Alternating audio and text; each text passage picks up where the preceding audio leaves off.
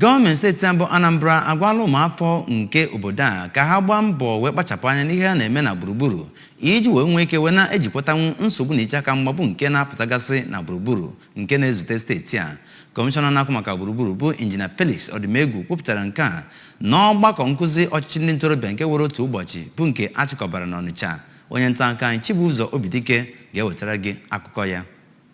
Ya bụ nkụzi nke bụ maka ịkụziri ndị ntorobịa maka ọchịchị bụ nke ndị Nigerian Youth SDGs Network chịkọbara. Ya bụ mmemme bụ nke anọ n'ime ya wee nye ọzụzụ ma kụziere ndị ntorobịa ụzọ ha ga-esi wee na-enwe aka ọlụ nakwa ụzọ esi egbochi ọnọdụ iru igwe. Okwu ya na ya bụ mmemme ka Kọmishọna Odimegwu bụ onye nke ekwuru okwu site n'aka Director Ecology Department na ya bụ ministry bụ Oriakụ Ifeoma Ọnụzurike siri na ọnọdụ iru igwe na-esite n'aka mmadụ ma kpọọ oku ka ndị mmadụ mata mkpa ọ dị ka ndị mmadụ ghara na-egbutugasị osisi maọbụ na-egbochi ebe ide mmiri si aga. N'okwu nnabata ya, Oriakụ Chidimma Okoye rụtụrụ aka na ebumnobi ya bụ nkụzi bụ n'iji nye ọzụzụ nyegara ndị ntorobịa na zon 6 enwere na ala Nigeria ka ha wee baa uru ma bụrụkwa ndị nwere aka ọlụ ma bụrụkwa ụzọ ha ga-esi wee na-akparịkọta ụka ọkachasị n'ịfụ na ewetara ọsịsa nyegara ihe na-eche gburugburu aka mgba iji mmiri nakwa ihe ndị ọzọ na-enye ala Nigeria nsogbu. Otu onye nyekwere nkụzi na ya bụ mmemme bụ Maazị John Bosco Ibekwe rụtụrụ aka